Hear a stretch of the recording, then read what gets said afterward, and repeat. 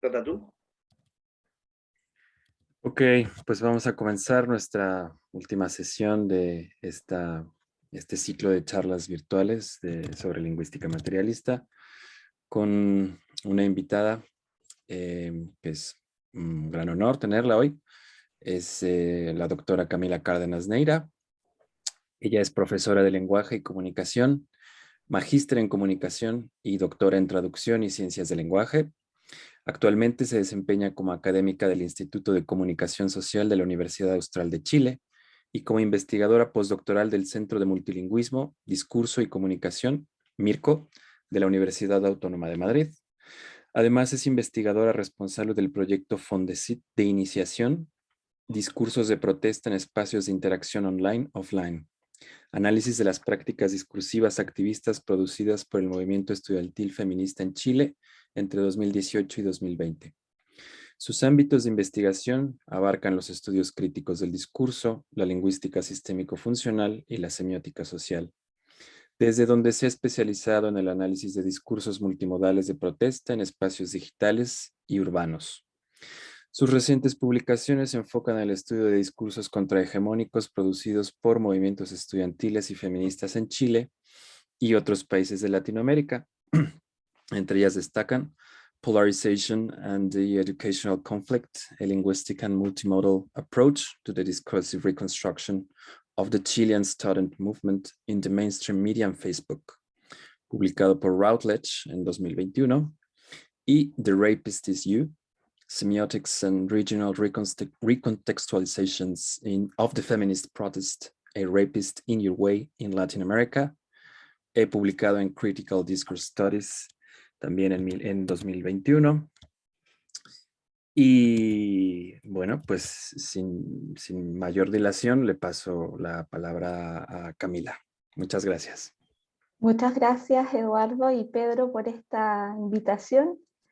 Voy a compartir mi pantalla en este momento. Me dices, Eduardo, si es que ya se puede ver bien.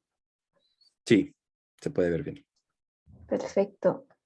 Bueno, vuelvo a agradecer la invitación a dar esta charla. Lo que quiero mostrarles hoy es parte de un estudio que quise hacer desde el año 2020, pero recién este año, hace unos pocos meses atrás, tuve el tiempo de dedicarme a ello.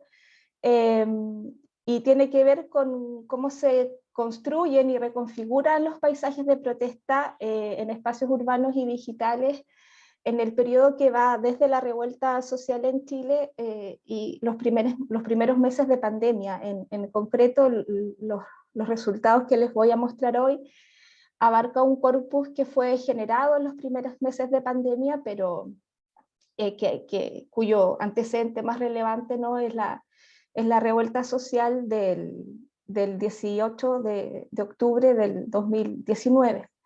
Entonces, considerando que probablemente haya personas que están aquí con nosotras y nosotros el día de hoy que no estén familiarizadas, ¿no?, con el contexto chileno, voy a dar solo una rápida cronología para ponernos bueno, para poder entender, ¿no?, cuáles son los procesos sociales, políticos que anteceden a la pandemia. Y yo sé que no va a dar tiempo de profundizar en estos puntos, pero luego, si hay un momento después de la presentación para conversar acerca de la situación en Chile, podemos abocarnos a ello, ¿no? Lo primero que es importante señalar es cómo surge esta revuelta social, y el gatillante de esta revuelta o estallido social, como se denominó en los medios de comunicación, es el alza en la tarifa del metro en Santiago de Chile, ¿no? Y ante esta alza de tarifa, las y los estudiantes secundarios son quienes reaccionan con unas jornadas de evasión masivas, ¿no? Saltarse los torniquetes era el llamado que ellos hacían para protestar, ¿no?, en contra de esta subida de los precios. Y ocurrió que estas protestas en las estaciones de metro no se detuvieron, básicamente continuaron varias semanas, y frente a ello el gobierno pidió a la fuerza policial que interviniera, y esto generó, bueno, más confrontación, más conflicto, y devino en este estallido, revuelta social, el día viernes 18 de octubre, ¿no? Y este estallido social se caracterizó básicamente porque se colapsaron las líneas de metro en Santiago, la gente debió regresar, ¿no? Por su cuenta, caminando o en coches a sus casas, o bueno, pidiendo ayuda, ¿no? a otros conductores o conductoras para que los llevasen, y ante este colapso empezaron a encenderse barricadas, empezaron a quemarse, por ejemplo, supermercados, las mismas estaciones de metro, empezaron saqueos, en fin, fue una noche bastante compleja en ese sentido, y por esta razón al día siguiente el gobierno de Sebastián Piñera no decretó un estado de emergencia y un toque de queda nacional, y esto implicó que volvieran, bueno, que salieran los militares a las calles, y naturalmente produjo más conflictividad social. Las primeras semanas, los primeros meses de esta revuelta se caracterizaron lamentablemente por sistemáticas violaciones a los derechos humanos, varios muertos y cientos de mutilados oculares, ¿no? Esto naturalmente también generó el cuestionamiento de varias organizaciones nacionales e internacionales de derechos humanos, y bueno, la conflictividad social llegó a tal punto que el gobierno propuso el 21 de noviembre firmar un acuerdo por la paz social y una nueva constitución, que probablemente sea el hito más relevante asociado con esta revuelta social, porque abre un camino institucional para que comiencen un proceso de redacción de una nueva constitución que reemplace la constitución vigente que es escrita, ¿no? en dictadura, en la dictadura de Augusto Pinochet. Pero a pesar de este acuerdo, la verdad es que no resultó, esto no se tradujo, ¿no? en una salida institucional para la movilización social. Lo cierto es que las protestas continuaron de manera ininterrumpida hasta marzo del 2020, la más importante fue la del 8M, la convocatoria feminista, ¿no? del 8 de marzo, y las protestas solo comienzan a decaer producto de la llegada de la pandemia, ¿no? Y esto implica que el gobierno promulgue un estado de excepción constitucional de catástrofe y nuevamente un toque de queda, y esto supuso, ¿no? que la ocupación policial y militar de las calles se profundizara, y bueno, supuestamente, o para los medios de comunicación al menos hasta ese momento, las protestas se detienen, ¿no?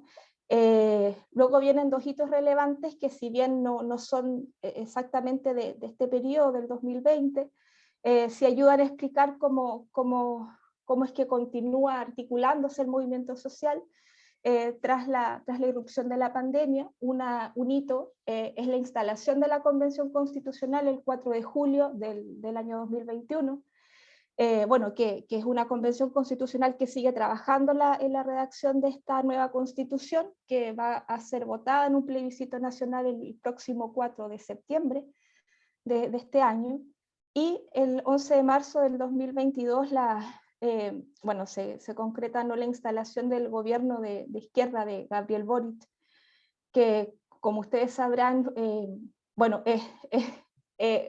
ha sido reconocido, ¿no? a nivel mundial por ser el presidente más joven, y asimismo por haber sido dirigente estudiantil en la época de las movilizaciones estudiantiles desde el 2011 en adelante. Entonces, sobre la revuelta social solo quiero destacar dos o tres ideas. La primera tiene que ver con que se trata sin lugar a dudas de la movilización social más importante desde el retorno a la democracia en Chile, desde los años 90 en adelante. Solo le anteceden en importancia y en alcance las movilizaciones estudiantiles sistemáticas entre el año 2006 y en adelante, ¿no? Pero en realidad se trata de una movilización inédita y que se caracteriza precisamente por la ocupación sistemática de los centros urbanos, como entendidos, ¿no? por el movimiento social como emplazamientos estratégicos, ¿no? Donde disputar, ¿no? las transformaciones políticas y ejercer otra manera de ejercer la ciudadanía, ¿no? es una movilización en la que participan distintos grupos sociales. Es una movilización social que además se caracteriza por no contar con dirigentes o líderes visibles, ¿no? Se autoconvocan los grupos o colectivos para ocupar básicamente las calles y ganar visibilidad en el espacio público. Y bueno, como les señalaba, son protestas que se mantienen y decaen únicamente con la llegada de la pandemia. Probablemente si esto no hubiese ocurrido, las protestas hubiesen continuado, ¿no? Lo que pudimos observar con una colega, Carolina Pérez, haciendo un estudio de los paisajes de protesta durante la revuelta social, es que, por supuesto, esta ocupación sistemática de los espacios urbanos permite todo tipo de, o sea, un despliegue, perdón, de todo tipo de textos y artefactos, ¿no? Lingüísticos, semióticos, que van diseminándose a medida que las marchas, las concentraciones, las performances u otras tácticas de protesta no se van desplegando. Y a partir de esta apropiación, ¿no? de los espacios públicos, en realidad estos espacios, siguiendo a Lefebvre, se convierten en contraespacios, ¿no? Donde se lleva a cabo la confrontación y la lucha ideológica. La llegada de la pandemia tensiona en parte este escenario. Permite, por una parte, que el gobierno de Sebastián Piñera pueda recuperar la gobernabilidad, no mantenerse en el poder, pese a que era una de las expectativas por parte de las movilizaciones sociales de que él renunciara a su cargo. La pandemia cae, ¿no? del cielo en este contexto para permitirle, ¿no? continuar en el ejercicio del poder, y también es aprovechar la pandemia, por un lado, para regular el libre tránsito de las personas, para dispersar, por supuesto, cualquier intento de reunión, de manifestación en las calles, y asimismo es utilizada para eliminar todas las señales gráficas que deja el estallido social. Por lo tanto, los paisajes de protesta que en ese entonces estudiamos con Carolina desaparecen, porque existe, ¿no? existe la intencionalidad por parte del gobierno de sanitizar o desinfectar el espacio público para borrar todas estas huellas de la revuelta popular e instalar lo que en su momento Piñera llamó una nueva normalidad, ¿no? Pero a pesar de este esfuerzo que intenta, bueno, ordenar, disciplinar la movilización social, estas señales de resistencia fueron paulatinamente resurgiendo en otros lugares de las ciudades, sobre todo en las zonas periféricas, en los barrios de las zonas periféricas de las distintas ciudades, y según yo pude observar, al menos parte de estas señales se trasladaron a las redes sociales, ¿no? Y desde allí se esparcieron y se multiplicaron a lo largo del país. Entonces, en este contexto, ¿no? Yo entiendo que el movimiento social no se detiene, sino que adapta sus prácticas activistas para confrontar tanto el control gubernamental como militar y policial, y seguir operando simultáneamente, ¿no? en los espacios urbanos y digitales que mantuvieron ocupados. Y lo que yo quise hacer en este estudio fue emplear el enfoque sociolingüístico de paisajes lingüísticos para abordar las prácticas comunicativas que dieron continuidad a esta movilización social, y esto lo hice a partir de la conformación de un corpus de posteos que se publicaron tanto en Facebook como en Instagram entre marzo y julio del año 2020. En concreto, lo que el análisis me permite averiguar es cómo se reconfiguran estos paisajes de protesta, ¿cierto? Que migran de las calles a las redes sociales, y prestando atención en especial a algunos de los procesos espaciales, lingüísticos, semióticos y cognitivos que convergieron en esta reconfiguración. Lo que les voy a mostrar a continuación son algunos planteamientos o ideas teóricas clave para poder entender esta relación entre espacio y señalización activista. La primera de ellas tiene que ver que cuando las y los manifestantes generan esta señalización activista a medida que ocupan, ¿no? reapropian transitoriamente los espacios, no solamente experimentan la contienda política, sino que además la imaginan, la representan y la resignifican, ¿no? Continuamente. O sea, mediante la señalización activista, los espacios se constituyen en lugares para la construcción, la reconstrucción de sentidos, ¿no? En torno a las luchas políticas. Y en este sentido es importante destacar otra idea que proviene, bueno, de distintas disciplinas, incluyendo desde la aproximación, ¿no?, de paisajes lingüísticos, y es que los espacios no son unos lugares, sitios o territorios dados, no constituyen el contexto o lo que está por fuera de las prácticas políticas por un lado, pero también de las prácticas lingüísticas o semióticas, sino que estos espacios son lugares que se co-construyen, ¿no? A partir de esta señalización activista, y por lo tanto son el resultado de agencias, de interacciones dinámicas que contribuyen a la aparición de distintos tipos de texto, ¿no?, que van dando forma y van diseñando la esfera pública. La noción de paisaje lingüístico, bueno, la propone, es propuesta, ¿no?, hace ya varias décadas, y la definición que yo ocupo en este estudio tiene que ver con entender el paisaje lingüístico como un conjunto de textos verbales, imágenes, objetos y seres humanos situados y expuestos en una esfera pública en constante cambio, ¿sí?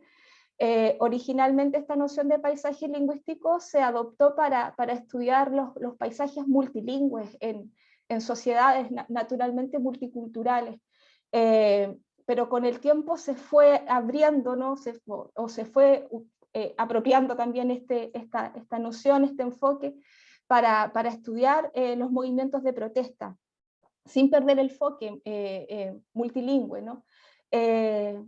Y asimismo, desde esta perspectiva, hay autores que han propuesto que los paisajes lingüísticos pueden ser abordados desde poniendo atención en el flujo descendente, es decir, en las señales escritas que son creadas para regular la vida, ¿no? La vida social, la vida política, la vida económica, o en distintas esferas educativas, etcétera, ¿no? Son señales escritas que son impuestas desde los gobiernos o desde las empresas, o en fin, ¿no? Hacia la ciudadanía, pero asimismo este paisaje lingüístico puede ser abordado considerando un flujo ascendente, es decir, la manera como los actores movilizados van creando estos paisajes para reaccionar al poder hegemónico, y allí está centrado, ¿no?, el interés de quienes empleamos este enfoque para trabajar con movimientos de protesta. La idea de paisaje lingüístico de protesta, bueno, esta noción no puede ser entendida como un sitio de conflicto, disenso y exclusión, donde ideologías particulares son producidas y propagadas a través de artefactos textuales, ya sean lingüísticos o semióticos, ¿no? La definición que yo ocupo para este estudio tiene que ver con entender el paisaje lingüístico de protesta como un lugar de afecto en el que los despliegues de palabras e imágenes suelen manifestar las tensiones entre la hegemonía y el dominio del capitalismo global y las reacciones de base de las comunidades locales, que luchan por la visibilidad, la justicia social y la supervivencia económica y política. Y en este sentido también es relevante destacar que estos paisajes de protesta no solamente pueden destacar por su carácter multilingüe o multimodal, como se propuso inicialmente, sino que es necesario enfatizar en su carácter ideológico y fluido, ¿no? Y desde este punto de vista es necesario establecer que el espacio no es un espacio neutro, ¿no?, sino que se va constituyendo como una arena de negociación y disputa donde las personas ya sea simbolizan y promulgan, ¿no?, intereses, identidades, membresías, estatus, etcétera, en oposición. Y al mismo tiempo, o sea, no es un paisaje neutro, perdón, y asimismo no tiene unas fronteras fijas, es decir, estas fronteras materiales o físicas, ¿no?, se van tornando cada vez más difusas producto de las mediaciones que operan las plataformas y los dispositivos digitales.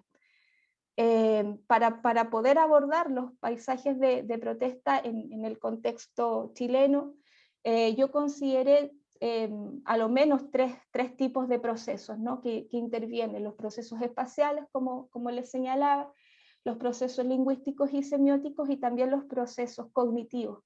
En relación con los procesos sociales, bueno, yo he adoptado varias ideas de Luisa Martín Rojo, quien es mi tutora en el postdoctorado que estoy realizando en la Universidad Autónoma de Madrid, y además, bueno, yo ya seguía sus trabajos desde antes. Ella plantea que cuando los espacios son ocupados, a lo menos se desarrollan allí dos movimientos simultáneos. Uno tiene que ver con la desterritorialización, es decir, con el reordenamiento que impone una lógica comunitaria y horizontal a una lógica privatizadora e individualizante, ¿no? que es propia de los espacios urbanos que están dominados por el capital y el consumo. Y por otro lado, la reterritorialización, que implica reemplazar las estructuras y los valores tradicionales de esos lugares por ideales y rituales colectivos.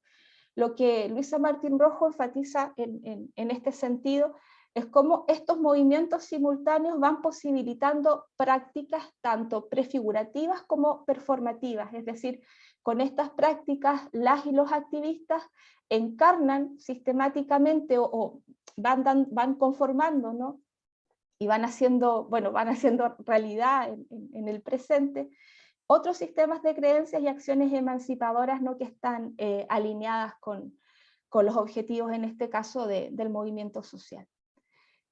Luisa Martín Rojo también identifica, describe varios procesos lingüísticos y semióticos que ella reúne bajo la denominación de procesos de señalización de la protesta. Con Carolina, cuando estudiamos los paisajes semióticos de la revuelta social en Chile, observamos precisamente cómo era que estos procesos funcionaban de manera sistemática. Estos son la personalización, también Luis habla de individualización y corporalización de los mensajes, su polifonía, intertextualidad y multimodalidad, y la intertextualización y la transmedialidad que facilitan la circulación, ¿no? de estos mensajes entre los entornos offline y online.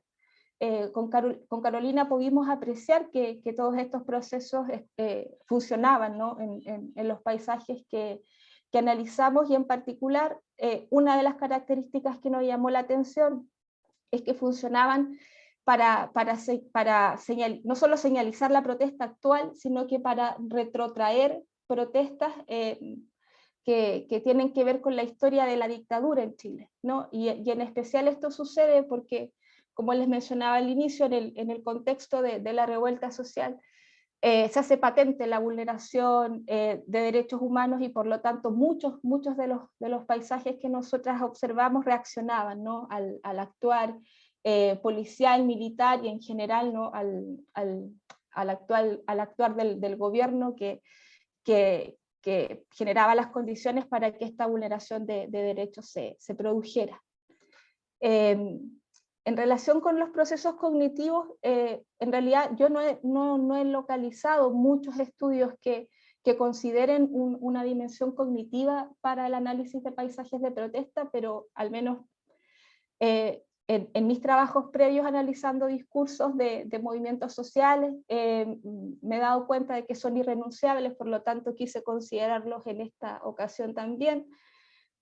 Podemos entender que los paisajes lingüísticos de protesta se caracterizan por modelar la realidad de los movimientos sociales en términos polarizados. Esto quiere decir que los mensajes que estos paisajes exponen tienen relación tanto con la identidad de los miembros de estos movimientos sociales, pero al mismo tiempo buscan señalar cuál es su posición, ¿no? como agentes políticos en relación con sus oponentes o adversarios. Por eso es esperable, ¿no? que la realidad se represente de esta manera polarizada.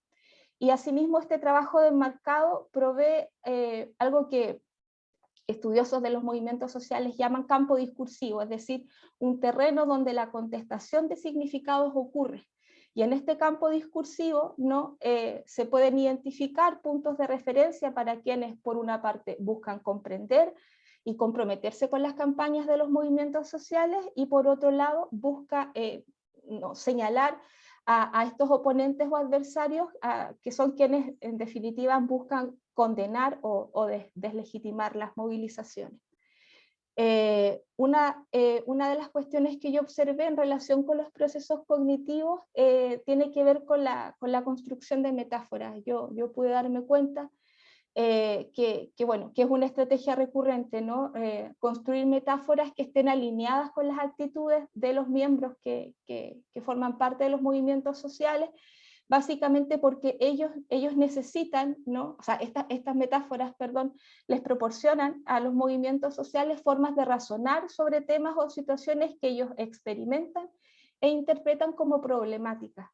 Y otra cualidad interesante de estas metáforas es que su poder sociocognitivo aumenta en tanto son recontextualizadas y resemiotizadas en varios textos y lugares a través del tiempo. Es decir, las metáforas en este sentido son orgánicas, son vivas, se adaptan a los distintos contextos movilizatorios y por lo tanto reaparecen, ¿no?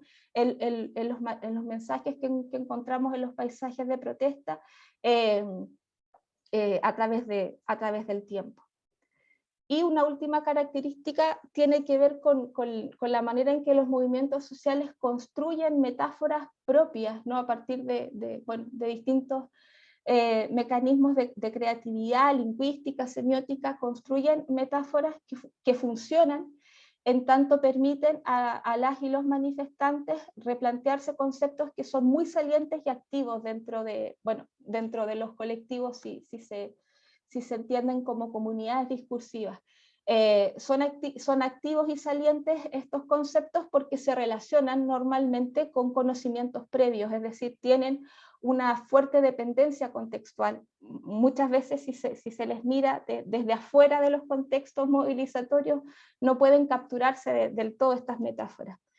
Y un rasgo adicional es que estas metáforas, como decía, emplean recurrentemente, ¿no?, diversos recursos semióticos. Por ejemplo, las consignas se complementan con pictogramas, con colores, con imágenes, ¿no? Además hacen uso de distintas materialidades, y todo ello va mejorando su distribución en varios sitios entendidos como emplazamientos físicos, pero al mismo tiempo en varios medios, ¿no? Plataformas digitales, sitios web, redes sociales, etc. Y a medida que todo esto ocurre, las metáforas van reubicando y van enlazando intertextualmente los significados que buscan satisfacer, ¿no?, los objetivos colectivos de estos movimientos sociales. Por lo tanto, son muy virtuosas en este sentido, ¿no? Son muy dinámicas y son acumulativas, permiten, como ayudan al trabajo de enmarcado, ¿no?, permiten reforzar esos marcos a los cuales se refiere.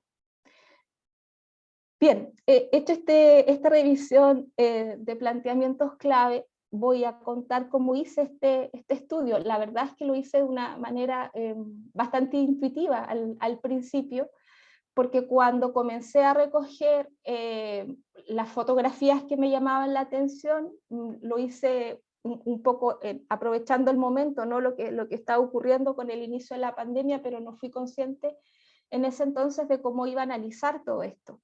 Yo desde antes ya hacía un seguimiento de distintas comunidades online, tanto en Facebook como en Twitter, ¿no?, que hacen trabajo de contrainformación y activismo. Las venía siguiendo desde hace muchos años, desde que comencé a estudiar el movimiento estudiantil, por ahí por el 2012, 2011-2012. Entonces, accedí a ellas básicamente porque podía ver las publicaciones que hacían diariamente.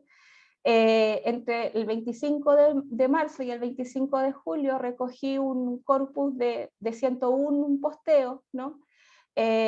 Básicamente fui guardando las imágenes por una parte y las capturas de pantalla para tener un recordatorio de la red social, de la fecha de publicación, en fin, del título, de las entradas, etcétera.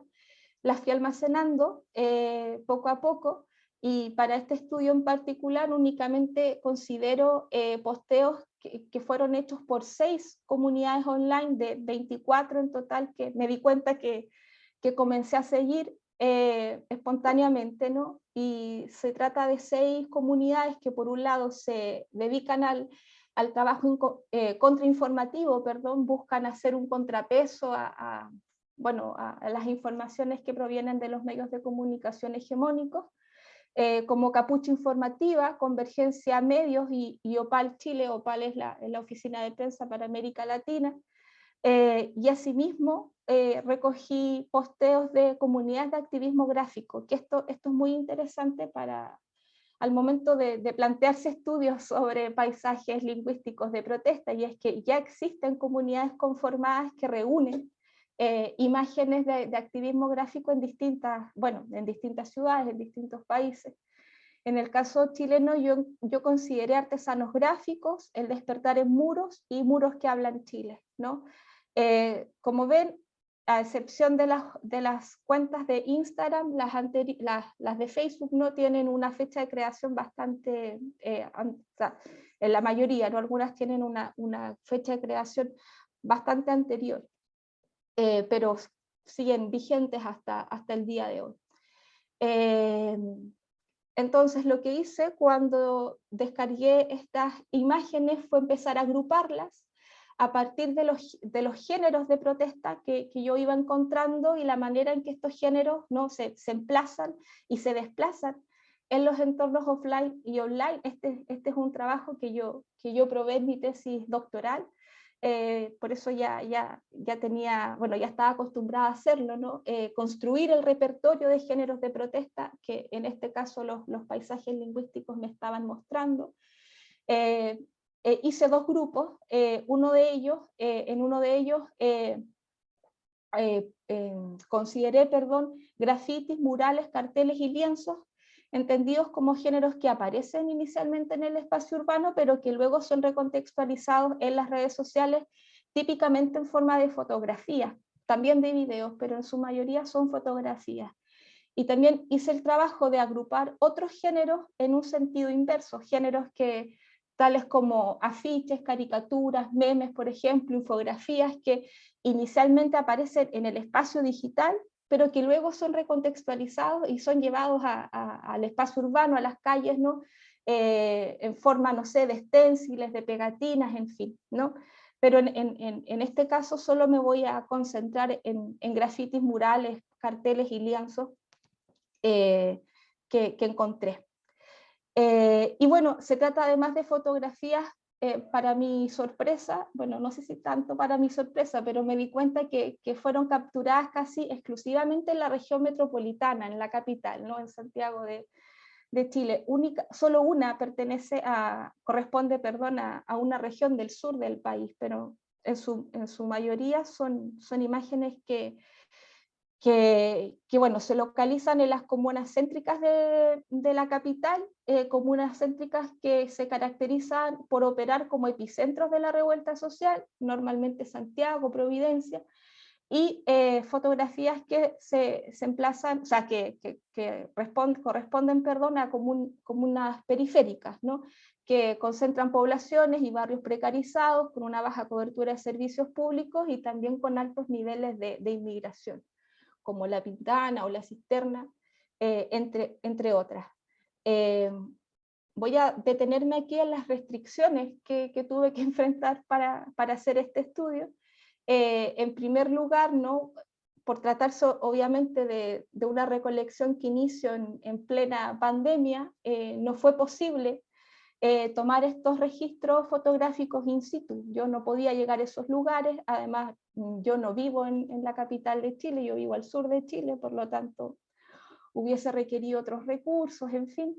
El punto es que es importante mencionar esto porque el estudio de paisajes lingüísticos, desde sus orígenes, ¿no?, tiene una orientación físicamente dependiente, es decir, es esperable que las y los analistas hagan estos registros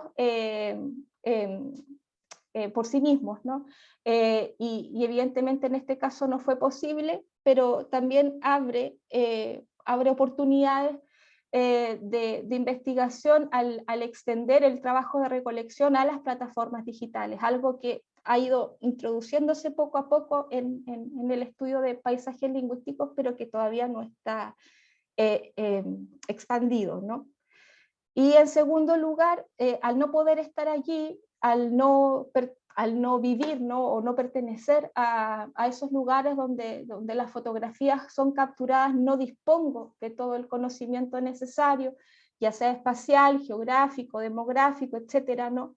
Que podría haber obtenido mediante un trabajo etnográfico, ¿no? Mediante el desplazamiento in situ.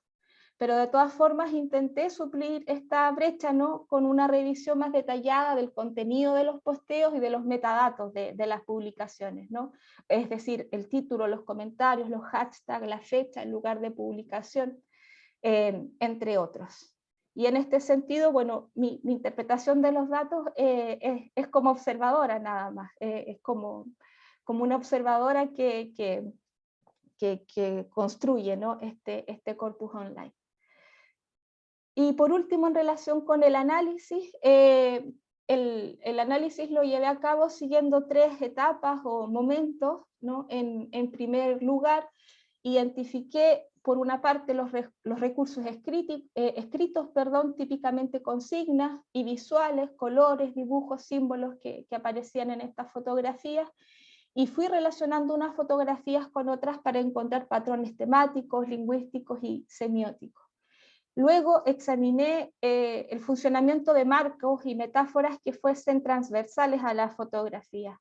Y en especial puse énfasis en la manera como estas metáforas, ¿no? Estos marcos y metáforas se despliegan creativamente mediante ejercicios de intertextualidad, recontextualización, resemiotización, como ya les había mencionado.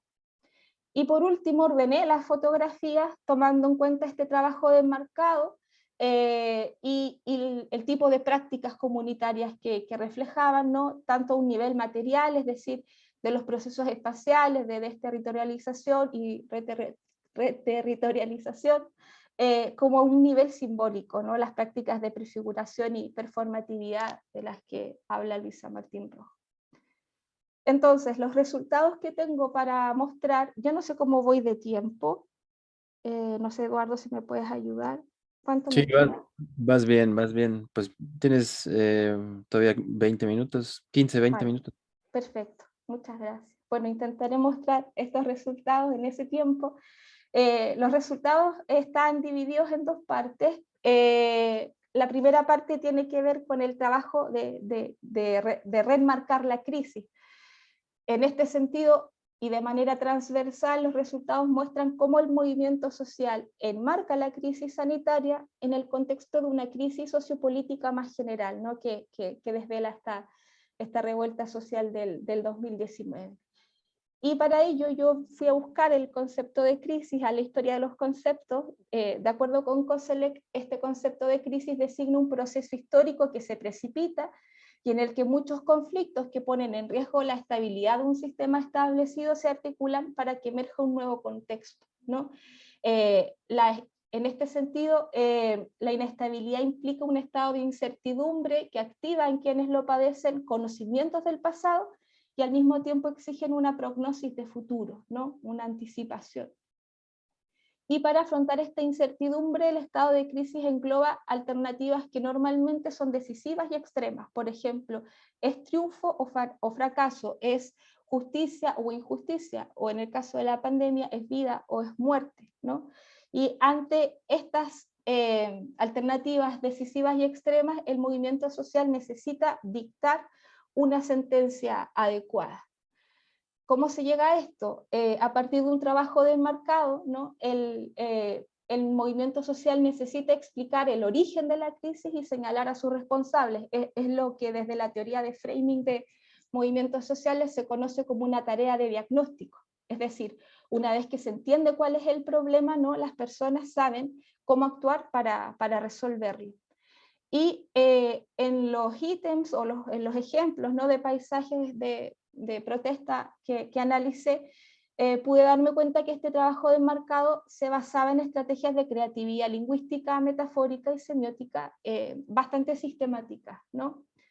Acá tenemos un primer ejemplo donde podemos apreciar un juego de palabras, ¿no? Entre COVID y capitalismo, y este juego de palabras sugiere la metáfora: el capitalismo es el virus, ¿sí?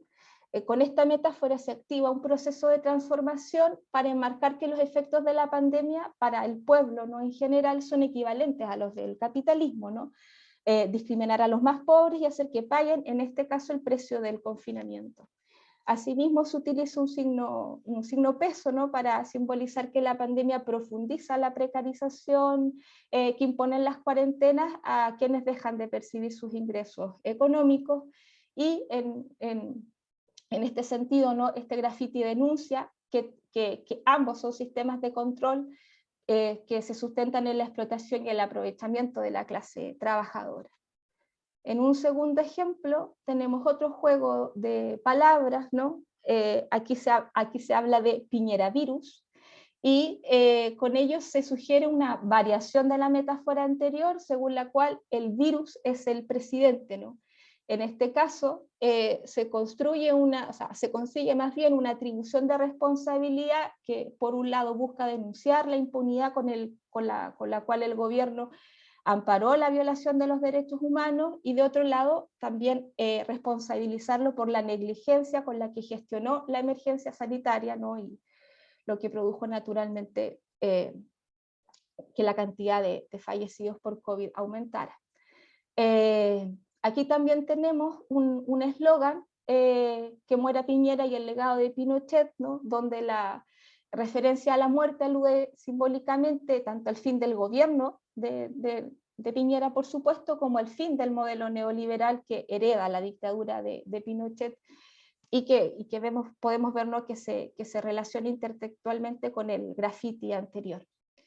En este sentido, la impugnación del neoliberalismo retrotrae conocimientos del pasado, ¿no?, del pasado dictatorial, y los transpone en el presente para explicar que el origen de la crisis es anterior a la pandemia, ¿no? La pandemia solamente la exacerba porque agrava los efectos que conlleva la mercantilización de derechos sociales, ¿no?, y su subsecuente privatización, en el fondo, que es el marco neoliberal que impone la Constitución de Pinochet. Y bueno, entre esos derechos obviamente encontramos el derecho a la salud. Yo pude observar también que este marco se iba expandiendo, se iba recontextualizando en otros murales y grafitis a través de estrategias metafóricas, lingüísticas y semióticas parecidas, ¿no? Por ejemplo, en las siguientes imágenes, que además son interesantes porque están emplazadas en la Alameda, en la principal avenida de Santiago, el movimiento social lo que busca es rebelarse ante el plan de cuarentenas dinámicas que impuso el gobierno al inicio de la pandemia. Estas cuarentenas dinámicas implicaban aislamientos rotativos en comunas y ciudades particulares, ¿no? Unas comunas entraban en cuarentena mientras otras seguían funcionando, ¿no? Básicamente lo que hace el movimiento social con este mural es exigirle al gobierno, ¿no?, que decrete una cuarentena nacional, decisión que el gobierno no toma naturalmente para resguardar el normal funcionamiento económico del país. El gobierno tarda mucho en decretar cuarentena nacional por lo mismo, ¿no? Y en este sentido, la presión por instaurar el confinamiento proviene desde el pueblo organizado y no desde la administración central. Es el movimiento social quien exige, ¿no?, esta cuarentena total.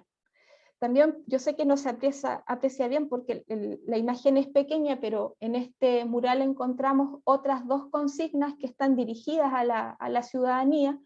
En una de ellas se advierte que la cuarentena es solo una pausa, ¿no? Va a suponer solo una pausa en las movilizaciones. En color verde dice una pausa y ya volvemos.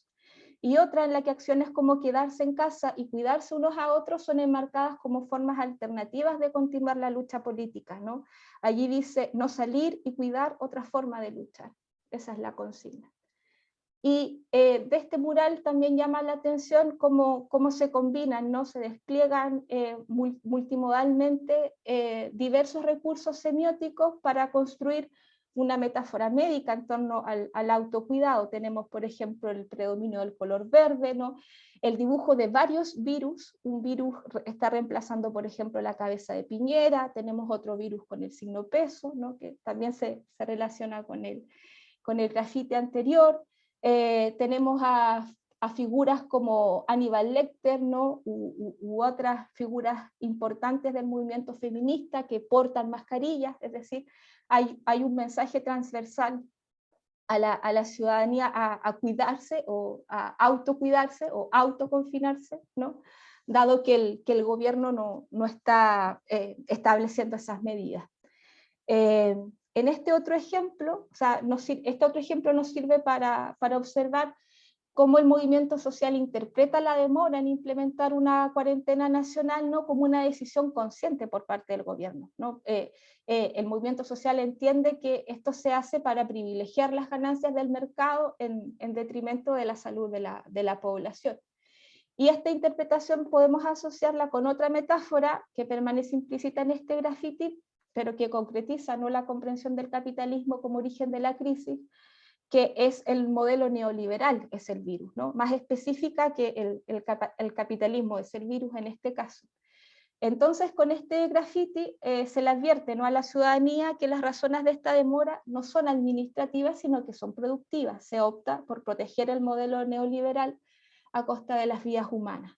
Y en concordancia, ¿no?, con el ejemplo anterior, también podemos inferir otra metáfora según la cual el modelo neoliberal es una máquina, ¿no?, que es una máquina que nunca deja de funcionar, ni por una crisis política como lo fue la revuelta, ni por una crisis sanitaria.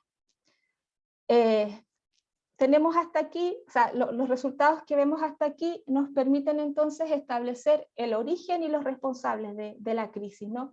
El origen en el capitalismo, el modelo neoliberal, y los responsables en la dictadura de Pinochet y el gobierno de Piñera, ¿no?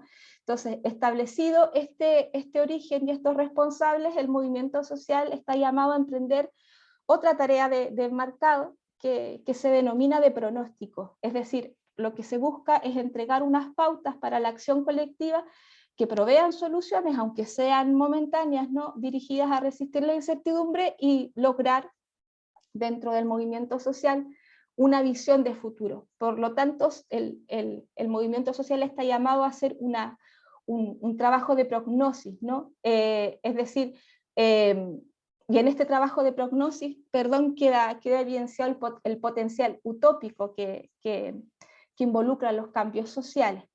De acuerdo con Koselleck, la utopía en este caso está pensada para definir o para referirse más bien a proyectos políticos probables, ¿no? Se centra en la capacidad de hacerlos realidad más que en su carácter irrealizable. Y de acuerdo con este autor, la justicia del futuro, ¿no?, que el movimiento social imagina, y que además debe compensar toda la injusticia del mundo presente, es lo que emerge como un imperativo histórico, ¿no?, para este movimiento. Entonces, desde este punto de vista, esta segunda parte de resultados lo que busca ya no es remarcar la crisis, sino que la utopía, qué es lo que sigue, ¿no?, qué es lo que viene a este momento de crisis.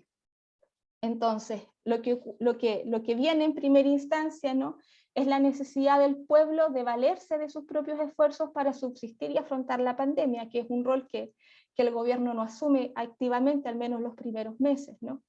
En este contexto, el marco que instala la metáfora, el capitalismo o el modelo neoliberal es el virus, es explicitado con la metáfora la desigualdad, es el virus, como podemos ver en el siguiente ejemplo, ¿no?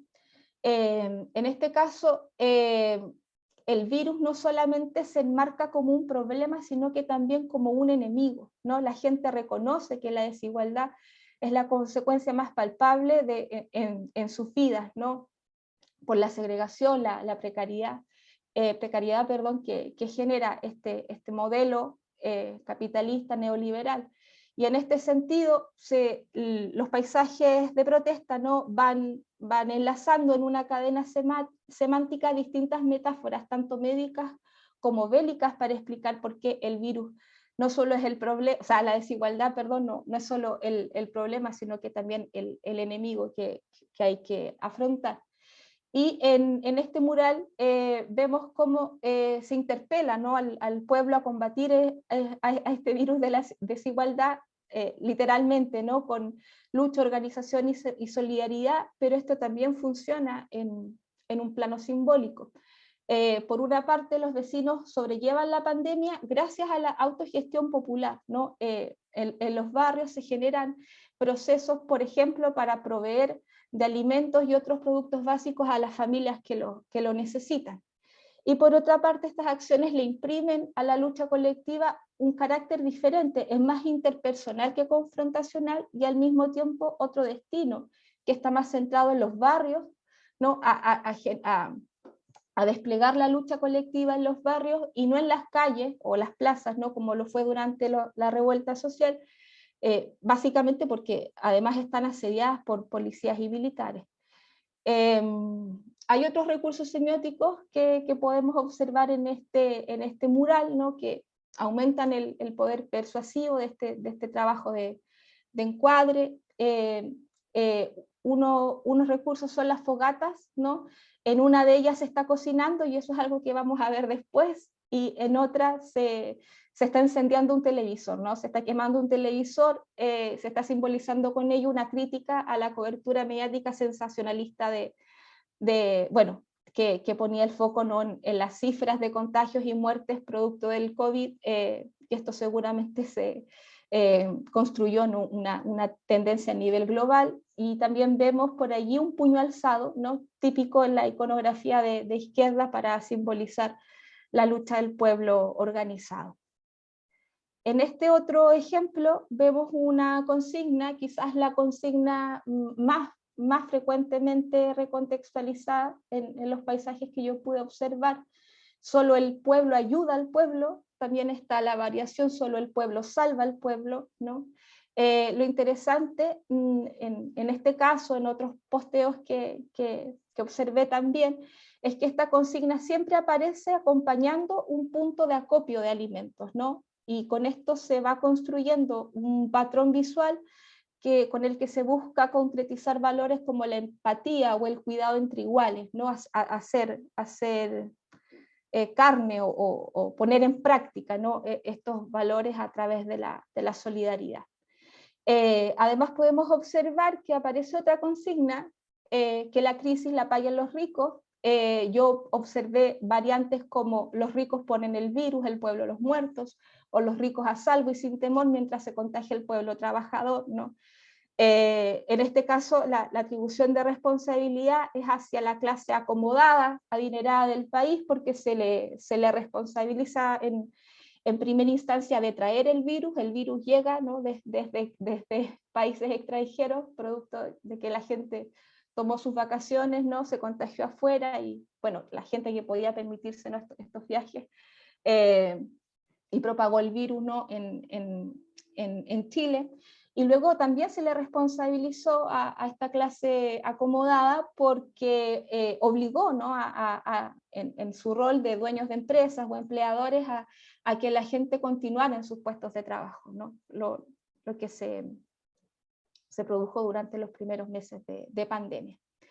De estos ejemplos se extrae que la única forma de rebelarse ante los intereses de la clase dominante es la organización comunitaria, ¿no? Es una organización que asegure en este sentido la supervivencia de la clase trabajadora. Y en este escenario la autogestión, ¿no? es una práctica que en realidad va mostrando en qué medida lo cotidiano es político, es decir, cómo los intercambios tanto materiales de productos o servicios y también simbólicos de afectos o cuidados van siendo revalorizados como bienes comunes, ¿no? Que dan sustento a nuevas infraestructuras de sostenibilidad que la gente en los barrios va ensayando, va practicando continuamente, ¿no? Acá tenemos otro ejemplo que muestra que dentro de estas prácticas de autogestión la que obtiene mayor visibilización es la olla común, es la realización bueno, es la conformación más bien de puntos de alimentación donde a partir de lo que la gente ha donado, ¿no? Se preparan comidas que son repartidas entre las y los vecinos. Y esta práctica concreta de la olla común involucra, ¿no? estos movimientos de desterritorialización y reterritorialización que ya habíamos visto. Por una parte, con la desterritorialización, ¿no? Se refuncionalizan los barrios como sitios donde los vecinos ejercen la autoorganización, imponen una lógica comunitaria a una individualizante que es propia del neoliberalismo, ¿cierto? Mientras que la reterritorialización reemplaza la estructura capitalista del consumo individual por un ritual colectivo. En realidad, la olla común se configura como un ritual colectivo donde lo que priman son los intercambios desinteresados. Hay otro aspecto en relación con la olla común interesante que tiene que ver con su historia, ¿no? La olla común se implementa, por ejemplo, durante el gobierno de Salvador Allende, producto del bloqueo económico que genera Estados Unidos, también del acaparamiento que concerta el comercio interno, ¿no? La gente en los barrios decía hacer ollas comunes para, bueno, para proveerse para proveer comida, ¿no? Con los pocos recursos a los que se tenía acceso. Y en este sentido, ¿no? La olla común lo que permite es actualizar una memoria histórica que está ya vinculada con la solidaridad del pueblo y que además tiene un componente de género, porque es una práctica que lideran, emprenden principalmente mujeres, que es el segmento, ¿no? de la población más afectado por la pandemia. Por último, lo que tenemos en este ejemplo es una metáfora creativa, ¿no? Según la cual el hambre, el desempleo y la ignorancia, en este caso se está haciendo alusión a la desinformación mediática, son semillas cuyo fruto no será la revolución. Y en este sentido, mediante un proceso de amplificación, lo que hace el movimiento social, ¿no? es enmarcar actitudes y valores como la rebeldía, el apoyo mutuo, ¿no? al tiempo que anticipa qué contexto va a consumarse o debiera consumarse tras la superación de la pandemia. ¿Sí? Y en esta misma línea, y para cerrar, este último ejemplo otorga un sentido de trascendencia a la supervivencia del pueblo y asimismo, ¿no? busca prefigurar el futuro de la movilización social. ¿Qué es lo que sigue? ¿Qué es lo que va a venir? Y además se trata de un ejemplo bien interesante porque estos lienzos, ¿no? estos carteles están siendo mostrados por personal sanitario a las afueras de un hospital público, y en realidad lo que tenemos aquí también es una consigna que fue muchísimas veces recontextualizada, ¿no? La podemos ver aparecer en distintas fotografías que registran distintos paisajes. Esta consigna en particular anuncia, ¿no? que la pandemia solo involucra un periodo de latencia para el movimiento, pero que este va a retomar su curso tarde o temprano, ¿sí? Y tras esta pausa, ¿no? que es una pausa autoconvocada, la gente se anima, ¿no? el pueblo o la ciudadanía se anima a confinarse y autocuidarse, etcétera, ¿no? También para mostrar la solidaridad entre iguales. Tras esta pausa, entonces, se promulga que va a arribar una victoria, la victoria del movimiento social, ¿no? va a llegar como una consecuencia natural de la lucha colectiva. Y en este sentido, los procesos cognitivos que podemos ver van poco a poco, ¿no? delineando un horizonte utópico donde el heroísmo, la justicia en este caso se imponen a la desigualdad y a la muerte. Entonces, algunas ideas para cerrar, espero estar bien en el tiempo nuevamente, trataré de hacerlo lo más rápido que pueda. En primer lugar, podemos ver, ¿no? que el movimiento social hace este desplazamiento, se traslada desde las plazas y las avenidas que ocuparon durante la revuelta, la revuelta, ¿no? de 2019 hacia los barrios y las áreas periféricas de las ciudades. Y estos barrios y estas zonas periféricas son espacios refuncionalizados para subsistir a la precarización que impone el sistema capitalista, ¿cierto? Y que es exacerbada por la pandemia. En esta dirección, los procesos de desterritorialización y reterritorialización son ejercidos, ¿no? por los vecinos y les permiten convertir los quehaceres cotidianos como preparar comida, por ejemplo, ¿no? En ejercicios políticos. Son ejercicios políticos que se orientan a la autoorganización, la autosostenibilidad, como veíamos, ¿no? Del pueblo que es desplazado y excluido tanto por el poder gubernamental como económico. En segundo lugar, esta resistencia política vemos que se entrelaza con una política de los afectos, ¿no? Donde se relevan valores como la empatía, la solidaridad, los cuidados, el apoyo mutuo, y en definitiva estos valores se constituyen como bienes comunes, ¿no?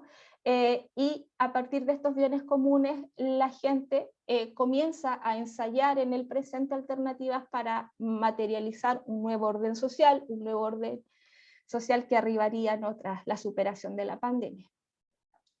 En tercer lugar, estas maneras alternativas de hacer política se comunican, ¿no?, a la ciudadanía mediante estos registros fotográficos que podemos ver circular en las redes sociales, y estos registros fotográficos de los paisajes de protesta, en definitiva, se conforman como testimonios visuales, ¿no?, que ofrecen tanto pautas para la acción como para la interpretación colectiva. Están modelando, ¿no?, ambas dimensiones al mismo tiempo.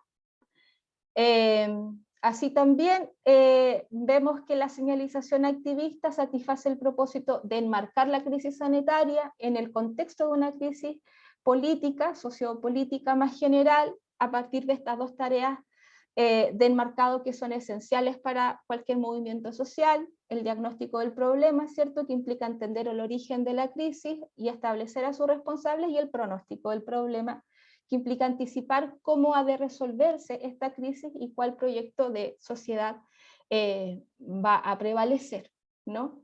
Entonces, por una parte, los ejemplos señalan que es el modelo neoliberal el origen, ¿no?, y Pinochet y Piñera los responsables de implementarlo y profundizarlo, y con ello, ¿no?, con este trabajo de enmarcado, se modela, o más bien se refuerza un esquema de polarización ideológica que opone al movimiento social con sus enemigos históricos principales.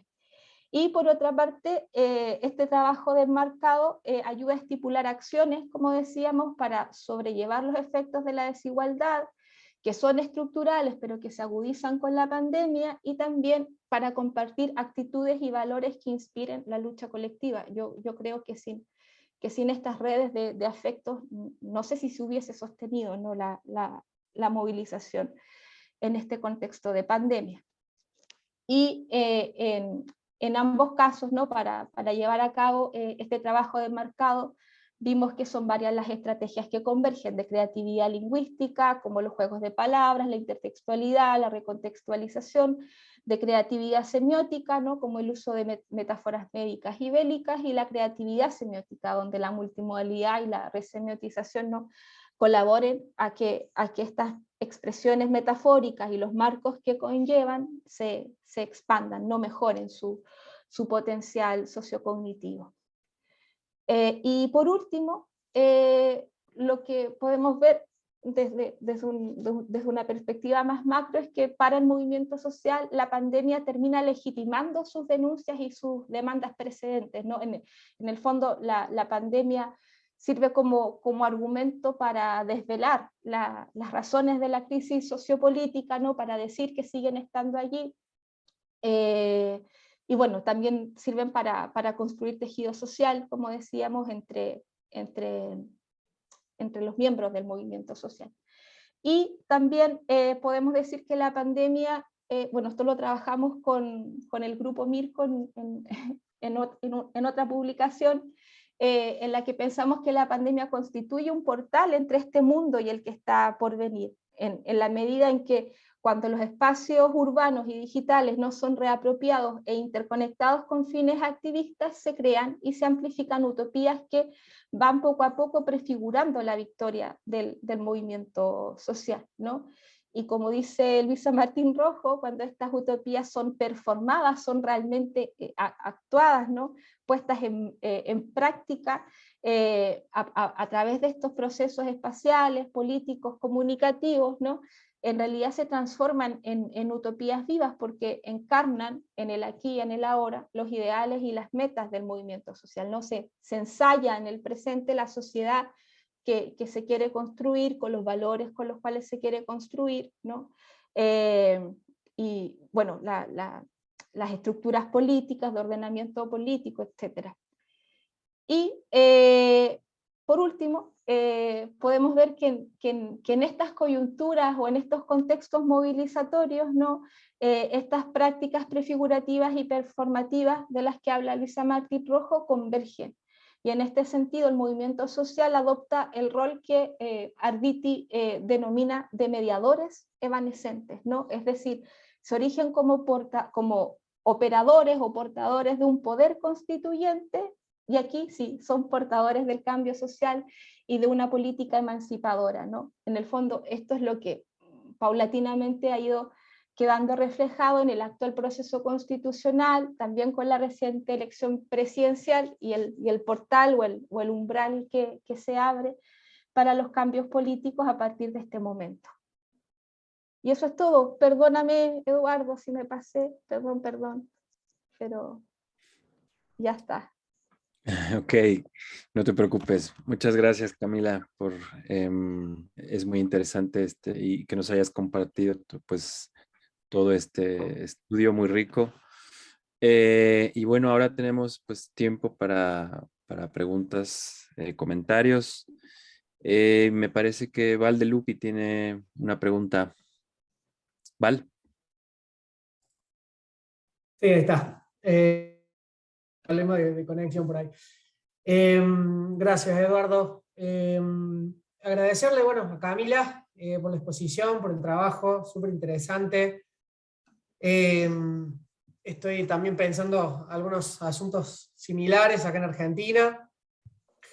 Y en primer lugar, bueno, tengo dos comentarios y una pregunta. En primer lugar, bueno, la importancia, pienso, ¿no? La importancia de trabajar la protesta social y los movimientos sociales, ¿no? A partir de la semiótica, y bueno, lo que fuiste mostrando, los lenguajes semióticos que fuiste analizando, que eso es algo que no sé si decir que no abunda, pero me parece que hace falta. Estamos ahí con unos colegas de Perú, y un colega italiano también investigando sobre esto, entonces, bueno, después seguramente podremos compartir algunos trabajos, pero me parece interesante saber que hay gente en Chile pensando sobre todo algo tan importante como fueron las insurrecciones y las protestas en Chile. Después me reía porque, claro, estaba Arditi ahí presente, ¿no? En ese texto hermoso de las insurgencias no tienen un plan, ellas son el plan, ¿no? De principios del 2000, y esta idea de mediadores evanescentes que me parece fundamental en términos políticos.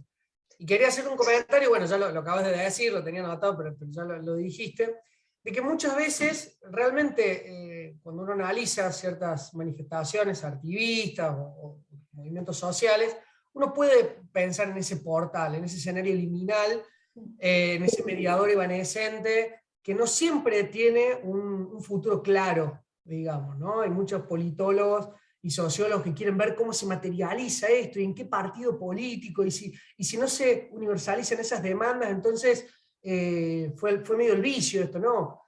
Justamente como decías vos, como una utopía viva, ¿no? Me parece que eso, que la gente del arte lo viene trabajando así hace mucho, me parece que ahí hay una potencia, ¿no? Dejar de querer ver, bueno, ¿y en qué, en términos políticos, tradicionales, institucionales, a dónde va? No, bueno, está sucediendo, ¿no? Eso me parece que como segundo comentario. Y para terminar y no hacerlo tan largo, quería preguntarte algo que no tiene que ver con lo que pusiste directamente, obvio hacer estas preguntas, pero tengo curiosidad. ¿Dónde fueron a parar, digamos, por decirlo así, de un feo modo, estas demandas a partir del gobierno de Boric, digamos, ¿no? ¿Dónde se lograron nuclear estas manifestaciones? ¿Se frenaron? ¿Desaparecieron? ¿Se invisibilizaron? ¿Dónde están? Porque también hay una cuestión, a veces parece que con ciertos gobiernos progresistas el neoliberalismo desaparece, ¿no?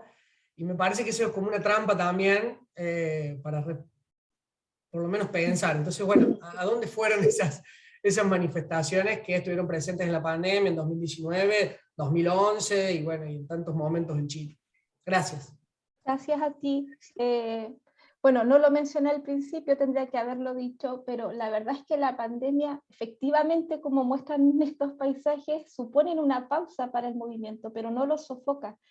Entre el 2020 y, bueno, hasta antes de la asunción de Boric, yo diría que cada vez que se relajaban las medidas de confinamiento, cada vez que se abría una ventana para que la gente saliera a las calles, se volvían a producir focos de protesta, ¿no? Lo que pasa es que, claro, no volvieron a tener el ímpetu, la fuerza, el alcance que tuvieron el año 2019, pero volvían a producirse y siguen produciéndose. Es decir, la revuelta social instaló un ritual colectivo en el que la toma de la calle, la toma de la plaza, los días viernes por la tarde, en realidad se ha mantenido hasta el día de hoy, ¿no? Ahora, lo que ha sucedido también es que los medios de comunicación sistemáticamente han deslegitimado, ¿no?, estas protestas, poniendo el foco en las barricadas, en los incendios, qué sé yo. Por lo tanto, podríamos decir que el apoyo ciudadano, que llegó a tener el 80% o más a estas movilizaciones, comenzó naturalmente a decaer porque también se produjo un desgaste, ¿no?, del propio movimiento y de sus tácticas. O sea, se pasaron de tácticas típicamente creativas, no festivas, a otras más disruptivas y violentas. Por lo tanto, al agotarse ese repertorio también se deslegitima el propio movimiento, pero son protestas que hasta el día de hoy siguen produciendo. O sea, los viernes siguen habiendo focos, como te digo, no con la misma magnitud. Y lo cierto es que el gobierno de Boric, yo me atrevería a decir sin tener ningún conocimiento al respecto, pero yo me atrevería a decir que ayuda a encauzar las movilizaciones sociales, le pone paños fríos, pero no hace que desaparezcan, porque para lo que yo he podido observar a través del análisis de discursos de movimientos sociales de postdictadura en Chile, es que el denominador común es justamente la referencia en la dictadura. Lo que se busca no es terminar con un gobierno o poner un gobierno en lugar de otro gobierno. Lo que se busca es terminar con la constitución de Pinochet. Por lo tanto, hasta que el proceso constituyente en curso no desemboque en esa decisión final de si se aprueba o rechaza la nueva constitución, es un ciclo político que hasta ese punto donde podemos visualizar, o sea, va a seguir allí hasta que no sepamos si en realidad se muere la constitución de Pinochet o no. O sea, porque a mí lo que más me ha llamado la atención, y por eso quise mostrarlo aquí, es el potencial o el poder sociocognitivo de los discursos, ¿no? Porque uno puede pensar, bueno, pero ¿qué cambias con un graffiti o qué cambias con un mural, ¿no? Que la lucha política, ¿cómo se traduce en términos más estructurales? En términos más estructurales se logró conducir la llegada del gobierno de Boric como figura, no como líder estudiantil en la década hace una década atrás, ¿no? Se logró posicionarlo en el poder poco a poco, pero además de llegar por esa vía institucional, hay que llegar transformando las creencias, las actitudes de la gente respecto de la necesidad de cambio político, ¿no? Y por lo tanto, la institución de Pinochet a ese enemigo hace que las movilizaciones sociales se hayan reforzado en estas décadas y no hayan decaído hasta que ese enemigo no muera, más allá de cuáles sean los gobiernos que pasen. Esa sería mi lectura. Muchas gracias. Gracias. Ok, aquí en el chat tenemos una pregunta de Daniel Fuentes González. Pues te quería preguntar, aun cuando la respuesta pudiera ser obvia, si hablando de metáforas, la acción del gobierno chileno durante la pandemia ha sido de tipo bélico, el virus como una guerra, al tipo Emmanuel Macron o Pedro Sánchez, o de lucha contra un desastre. ¿Y qué matices podrías destacar de esa acción general del gobierno chileno contra la pandemia vírica? Yo pienso, o sea, yo creo que sí, que eran metáforas bélicas, pero ese marco de metáfora bélica también venía instalado desde la revuelta, porque el día en que Piñera decreta estado de excepción y saca a los militares a las calles, o sea, la noche anterior él dice que estamos en guerra frente a un enemigo poderoso, ¿no? O sea, el pueblo movilizado es ese enemigo poderoso, entonces la metáfora bélica permanece, pero cambia, ¿no? El enemigo detrás ya no es, bueno, Piñera en realidad se refería a los vándalos, a los delincuentes que estaban quemando las estaciones de metro y haciendo barricadas, etc. Pero ese enemigo es reemplazado por el virus, ¿no? En este caso, yo diría que sí, que de todas maneras el gobierno construye la lucha en contra de la pandemia, ¿no? En términos bélicos, pero no me atrevería a hacer una comparación con cómo esto se hizo en otros gobiernos. No sé si ese era el sentido de la pregunta, pero no me animaría. Y no sé si se me queda algo más, aparte de lo que planteaba Daniel. La acción del gobierno chileno ha sido de tipo bélico. Sí, no, creo que ahí está todo, ¿no? Los matices, no sé bien qué entender por matices.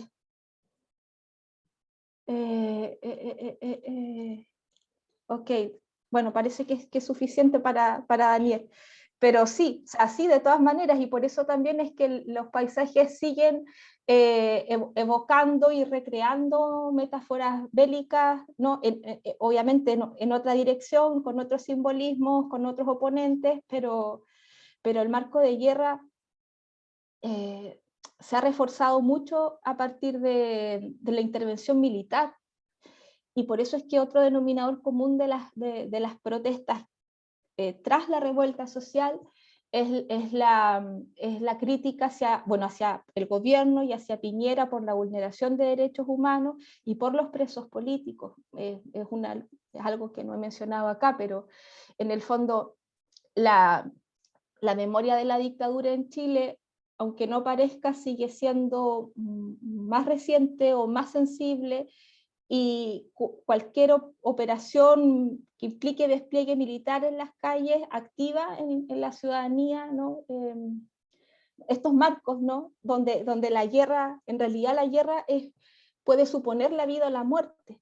Es bien fuerte en ese sentido, y si esto lo sumamos a una pandemia, en realidad el contexto que permite que la gente siga luchando en los territorios, en los barrios, es realmente una necesidad de supervivencia, ¿no? De protegerse y de sobrevivir. Yo lo pensaría así. Ok. Pedro, ¿quieres decir algo? Sí, Camila, enhorabuena por la exposición. Desde el punto de vista cuantitativo y cualitativo me ha parecido excelente, de verdad. Luisa Martín Rojo es una persona muy querida para los que nos dedicamos al análisis del discurso, tanto fuera como dentro de España, ¿no? Y yo creo que sus estudios tomaron un fuerte impulso cuando en España estalló la, llamémoslo así, revolución del 15M, que coincidió en el tiempo con otras revoluciones ciudadanas más o menos pacíficas, como Occupy Wall Street, la primavera árabe, etcétera, ¿no? Y estoy viendo muchísimas similitudes entre lo que ha pasado en Chile, ¿no?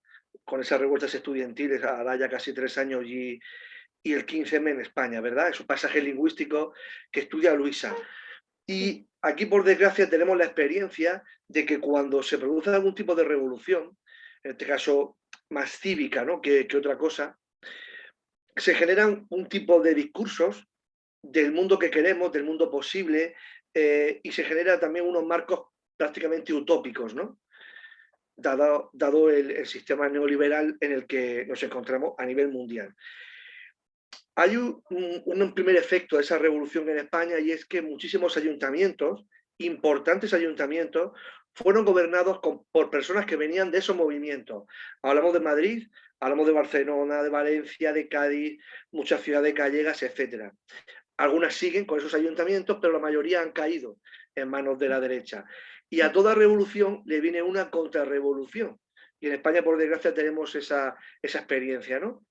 Porque nosotros mismos, como ciudadanos que hemos sido movilizados por esos discursos, por esas prácticas, nos sentimos luego decepcionados cuando en un gobierno concreto no se puede llevar a cabo todo lo que se ha prometido a nivel discursivo, ¿verdad? Eso es muy posible que pase en Chile. Y yo creo que, yo sé que la calle no se puede movilizar todos los días del año, incluso cuando, y más cuando un gobierno de izquierdas ha ganado en Chile, por ejemplo. Pero el miedo es que la gente debe saber que aunque tú no alcances tu objetivo, tu máximo ideológico, esa utopía soñada que pedías en esa revolución ciudadana, si tú dejas caer un gobierno por inacción, lo que viene es mucho peor. Y ahora mismo en Andalucía se va a ver, Andalucía es la comunidad autónoma española posiblemente con mayor tradición de izquierdas, bueno, también junto con Cataluña, etcétera, Asturias, pero y de pasar de gobiernos del PSOE con una oposición muy fuerte de Izquierda Unida, por ejemplo, ahora va a pasar a mano de la derecha gobernando con la extrema derecha en cuestión de semanas. Y ese cambio ha sido sobre todo por inacción de la izquierda que está desmovilizada. No sé cómo tú me podrías dar una alternativa a ver cómo esa diferencia entre la práctica discursiva y la práctica política, la práctica social, cómo se puede salvar cuando no se lleva a la práctica todo lo que se ha soñado. Porque, insisto, lo que viene siempre es mucho peor, ¿eh? Gracias, Camila. Sí, gracias, Pedro, por tu comentario. Bueno, esto es algo que ya se viene marcando desde los medios de comunicación en el periodo de elecciones presidenciales, o sea, de campañas presidenciales, perdón, ya se le buscaba achacar a Boric esto de que cómo va a ser realidad lo que estaba prometiendo, ¿no? En sus discursos, cómo lo iba a concretar, qué pasaba si no lo concretaba, entonces se estaba anticipando de alguna manera el fracaso. Mucha gente de derecha y de ultraderecha también comenzó a augurar rápidamente, cuando aún ni siquiera ganaba la elección, que si ganaba la elección su gobierno no iba a llegar a término, un poco también con amenazas implícitas de un posible golpe de Estado, en fin. Se empezó a generar, a instalar poco a poco este marco, ¿no? De qué pasa si no cumple el gobierno con todo lo que busca. Pero lo conversábamos antes de partir la presentación, dado que el proceso, o sea, el cambio político con el gobierno de Boric y el proceso constitucional van de la mano, en realidad lo que el gobierno va a poder hacer en buena medida va a estar sujeto a lo que la nueva constitución permita estructuralmente, ¿no? Y yo pensaría, puedo equivocarme, que en tanto la nueva constitución reemplace, ¿no? Este modelo neoliberal por un modelo de derechos sociales, ¿no? De aseguramiento de derechos sociales, donde los derechos ya no sean bienes de consumo, ¿no? Sí, sino que, bueno, derechos a los que todas las personas puedan acceder en igualdad de condiciones. Si ese fuego, si esa llama se sofoca, pensaría, pero insisto, puedo equivocarme, que el movimiento social o los múltiples movimientos sociales van a acompañar al gobierno en ese camino, y no sé, supongo que lo van a respaldar, pero es más importante lo que pase con la Constitución, con la nueva Constitución, como decía, que lo que pase con el gobierno. Hasta aquí, lo comentaba también, el único movimiento que está teniendo presencia pública desde la asunción de Boric es el movimiento estudiantil, y en realidad al movimiento estudiantil le debemos el empuje de llevar más allá, ¿no? El horizonte de lo posible, empujar una y otra vez la barrera de los cambios posibles, porque fue el primer movimiento de postdictadura en establecer que no hay que cambiar la educación, hay que cambiar la Constitución, ¿no? Yo lo recuerdo, ya en el año 2005, 2006, esa era la consigna. Entonces, durante generaciones, incluyendo la generación de Boric, este límite de lo posible se ha movido cada vez más. Y yo lo que he podido observar en los textos que circulan en redes sociales hasta aquí, hay una suerte de por parte de los colectivos movilizados hay una suerte de compás de espera, hay una actitud de esperar a ver qué puede pasar, no hay hasta aquí no hay una actitud, no sé, de querer precipitar los cambios cuando uno sabemos qué va a ocurrir con la nueva constitución. A lo que sí hay que prestarle atención, obviamente, es a lo que ocurra con la derecha y sobre todo la ultraderecha, porque no hay que olvidar que Boric gana las elecciones presidenciales con un candidato de ultraderecha. Y esas fuerzas políticas similares a lo que ocurre con Vox en España, ¿no? Se están configurando, están entrando al Parlamento, están ahora patrocinando, ¿no? la campaña del rechazo para la nueva constitución. Perdón, entonces en ese escenario sigue activo, ¿no? Y no se puede descuidar. Pero de todas maneras yo pensaría que atendiendo los distintos movimientos sociales que se han articulado, al movimiento estudiantil, por ejemplo, igual le siguió un gobierno de derecha. Piñera estuvo 2 veces en el poder, ¿no? Y las 2 veces fueron tras movilizaciones estudiantiles muy relevantes. Entonces, en realidad el horizonte estaba más lejos, lo que se sabían, bueno, hay un graffiti que yo leí por allí alguna vez, vamos despacio porque vamos lejos. Los movimientos sociales sabían que más allá de los cambios de gobierno, no sé, tarde o temprano este recambio político iba a suceder. Y hay que esperar que se cuide, aun cuando la nueva constitución no va a permitir que Boric sea reelecto. Pero hemos de esperar que continúe otro gobierno de izquierda y obviamente la ultraderecha no se posicione más lejos, ¿no? Eso. Muchas gracias. Ok, pues no sé si alguien más tiene otro comentario, preguntas.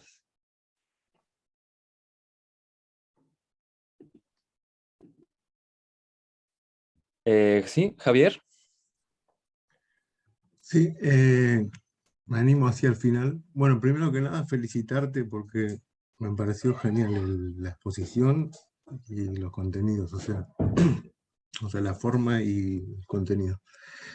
Era una pregunta sencilla que va en la línea más o menos de lo que se comentó hasta ahora, acerca del inspirador, ¿no? Que es el imaginario social chileno en estos momentos yo estoy en España, aunque provengo de Argentina, pero con el marco que tenemos acá, ¿no?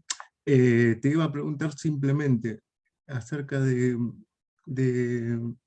si en tu trabajo o desde las nociones teóricas que trabajas, o sea, podrías improvisar una respuesta acerca de la importancia que puede llegar a tener una clave regional para el futuro del gobierno de Boric y también de la consolidación de estos movimientos, ¿no? Y la otra cuestión, vamos, son bombazos, ¿no? Si te pones así con la delicadeza que hiciste, el resto se llevaría ahora, ¿no? Acerca de qué tipo de desplazamientos, así en el significado o en la retórica, ¿no?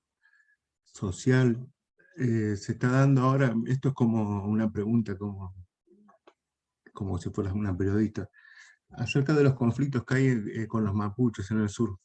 O sea, porque yo no estoy muy informado, pero trato de estar leyendo sobre Latinoamérica, y veo que hay unas cuantas acciones de gobierno qué sé yo, que no están del todo claras, o sea, y además los medios de comunicación, o sea, no me valen tanto para informarme. O sea, disculpa la vaguedad de la pregunta y de la intervención, pero bueno, lo de la clave regional en especial era por el uso de la palabra, claro, que es un problema, porque lo usó también Pedro antes en su intervención, el neoliberalismo, ¿no? Como que es una cosa súper abarcadora del mundo entero, y también se puede como matizar como una práctica política o unas determinadas medidas, ¿no? La política con los anclajes regionales que tiene Chile, o sea, como que tiene ahí un bloqueo, ¿no? O sea, los pactos que tiene la Alianza del Pacífico, por ejemplo, ¿no? Sí, eso Bueno, te iba a preguntar, si con regional estabas pensando a nivel latinoamericano. sí, Sudamérica por lo menos. Sí, O sea, sí. sí. Mira, yo no sé si puedo responder a lo que me planteas francamente, ¿eh? O sea, yo te lo puedo responder, o sea, lo que te puedo comentar a partir de lo que he analizado es que una de las consignas que proliferaron durante la revuelta social, por ejemplo, era algo así como Chile será la tumba del neoliberalismo, ¿no? O el neoliberalismo nace y muere en Chile, en alusión a que en realidad lo que establece la Constitución de Pinochet, o lo que permite estructurar, perdón, en términos de modelo social, político, económico, procede de un experimento, ¿no? Que se realiza en Chile para ver hasta dónde el modelo funcionaba, y el modelo funcionó, imagínate, sigue funcionando desde ese punto de vista, ¿no? Si pensamos en la vigencia de la Constitución. Pero yo no podría responderte en relación con cómo se configura esto o cómo se relaciona a nivel regional, porque no tengo conocimiento de geopolíticos, ¿no? De lo que ocurre en otros países latinoamericanos, cuya constante también, o sea, cuyo denominador común también es el emplazamiento de distintas dictaduras, pero más allá de eso, de lo poco que conozco, no creo que en esos países se haya instalado a la fuerza el modelo neoliberal con la envergadura con que se hizo en Chile, y con todos los pactos. Bueno, los y las autoras chilenas hablan de enclaves autoritarios que fijó la dictadura y que bueno, están funcionando hasta el día de hoy, en el fondo que penetran todas las esferas sociales. La educación se mercantiliza, la salud se mercantiliza, la vivienda, y también eso explica, ¿no? Por qué sucesivos movimientos sociales se han articulado en este periodo de postdictadura. La dictadura aún dura, dice, no sé, otro graffiti, ¿no? que he podido ver en estos paisajes. Pero como te digo, no me animo a referirme a cómo esto se vincula, ¿no? A nivel regional con otros países de Latinoamérica. No llego allí, no tengo ese conocimiento. Y en relación con el conflicto mapuche, tampoco me no me he especializado en estudiar esos discursos. Otras y otros colegas sí lo hacen, sobre todo en universidades aquí al sur de Chile, sobre todo cómo se mediatiza el conflicto, ¿no? En los medios hegemónicos, y cómo también las comunidades activistas mapuche responden desde las propias redes sociales, ¿no? del trabajo contrainformativo de resistencia que hacen en redes sociales. Pero yo no he entrado allí, no he trabajado con esos discursos de manera sistemática, pero sí es cierto que el gobierno de Boric se ha enfrentado con un problema discursivo al referirse al conflicto, ¿no? Mapuche, porque obviamente que mientras los miembros del gobierno fueron parlamentarios, criticaron, ¿no? Arduamente la posición del gobierno de Piñera respecto de, por ejemplo, decretar estado de excepción en la Araucanía, militarizar la zona, etcétera, ¿no? Fueron evidentemente críticos con eso, pero ahora que están en el poder tienen que demostrar, tanto en el discurso como en las acciones, que pueden poner orden, ¿no? Entonces, allí hay una retórica que para mí no está construida del todo, porque por un lado se trata de poner mano dura al mismo tiempo que se busca el diálogo, esta idea de diálogo y orden, diálogo y control, ¿no? Es un contrapunto que no termina de cerrar. Y claro que está difícil la situación, porque el gobierno o el Ministerio del Interior tiene que elegir hasta dónde llegar con la fuerza militar, y por su parte las comunidades mapuche más radicalizadas es que no quieren ningún tipo de diálogo, no están abiertas a sentarse a conversar. Han habido intentos de que representantes del gobierno viajen a la zona, han habido atentados, no han podido ingresar a las comunidades, en fin, es una situación muy compleja y que desafía al gobierno en esos dos sentidos, discursivamente y a partir de las prácticas, ¿no? de para generar orden o, no sé, controlar la zona, ¿no?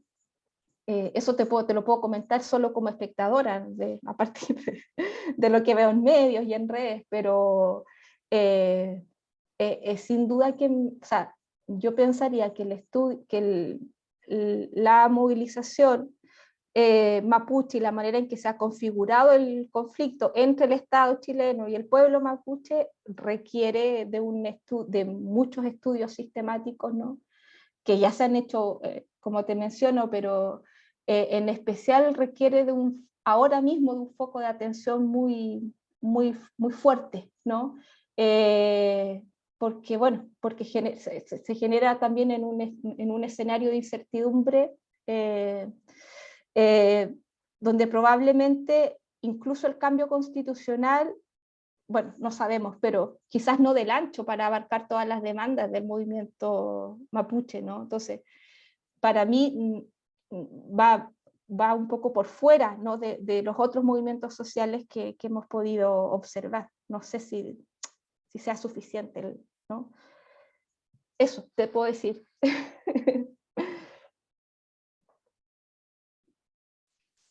Muy bien, pues vamos cerrando, a menos que alguien tenga una última pregunta o comentario. De lo contrario, pues simplemente pues, nos queda pues agradecerle nuevamente a Camila por su generosa intervención. Les recordamos que esta es la última sesión de este ciclo de charlas virtuales de lingüística materialista. En unas horas subiremos este video a nuestro canal de YouTube, en donde pues lo pueden difundir, compartir. Y bueno, pues siempre seguiremos activos en la revista Refracción. Y bueno, esperamos que en los próximos meses volvamos con pues otro tipo de cosas, cuestiones, eventos. Así que muchas gracias a todas y a todos. Muchas gracias, Camila. Gracias Y a ustedes. nos vemos. Gracias. Chao, chao. Chao.